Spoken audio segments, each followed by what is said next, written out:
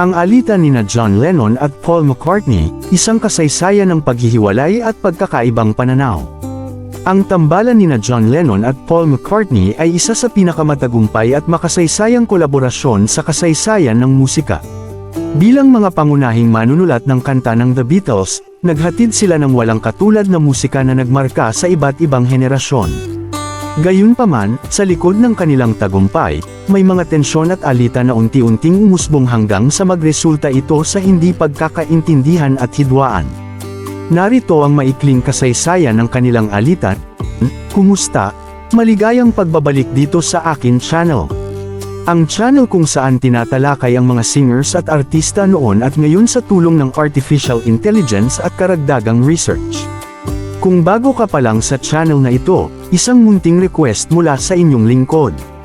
Huwag kakalimutang mag-like, subscribe at pakipindot na rin ang notification bell icon para updated ka sa mga susunod kong content. Ngayon pa lamang, pinasasalamatan na kita.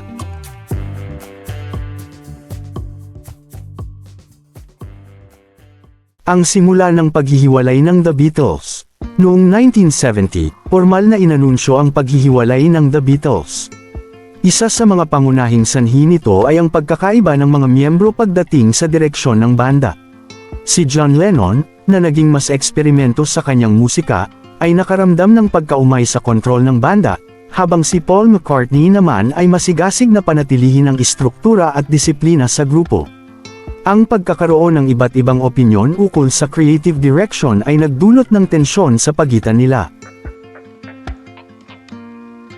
Ang pagsali ni Yoko Ono, na malapit kay Lennon, sa mga recording sessions ng banda ay isa rin sa mga sanhi ng alitan. Para kay McCartney, tila naapektuhan ang dinamika ng grupo dahil dito, ngunit para kay Lennon, si Ono ang naging inspirasyon niya sa kanyang bagong estilo ng musika. Matapos ang paghihiwalay ng banda, sinimulan ng dalawa ang kani-kanilang solo careers. Gayunpaman, ang ilan sa kanilang mga kanta ay naglalaman ng mga patutsyado laban sa isa't isa. Isa na rito ang kanta ni Lennon na How Do You Sleep? Mula sa kanyang album na Imagine. Sa kantang ito, tinuligsa ni Lennon si McCartney bilang walang kwenta sa paglikha ng musika, na tila sinisisi pa ang dating kasamahan sa pagkasira ng grupo. Samantala, si McCartney ay sumagot sa pamamagitan ng kanyang kanta na Too Many People mula sa kanyang album na Ram. Bagamat hindi direktang pinangalanan si Lennon, malinaw na ang ilang linya ng kanta ay tungkol sa dating kaibigan. Malaking bahagi ng alitan ay tungkol sa pamamahala ng The Beatles. Pinili ni Lennon, George Harrison, at Ringo Starr si Alan Klein bilang bagong manager, habang si McCartney naman ay gustong kunin ang kanyang biyenan na si Lee Eastman. Ang hindi pagkakasundo na ito ay humantong sa legal na laban, kung saan nagsampa ng kaso si McCartney noong 1970 upang formal na buwagin ang banda.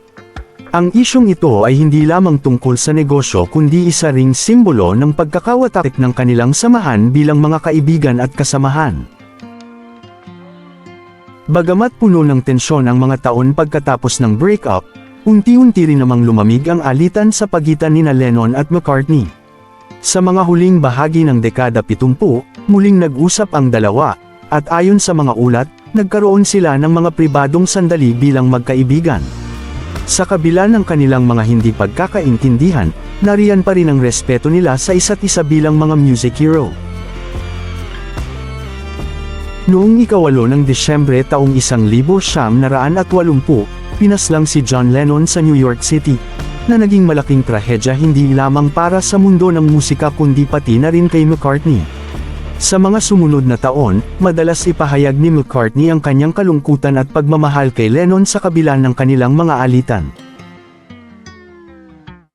Ang alitan nina Lennon at McCartney ay isa sa mga pinakakilala at pinag-usapan sa kasaysayan ng musika.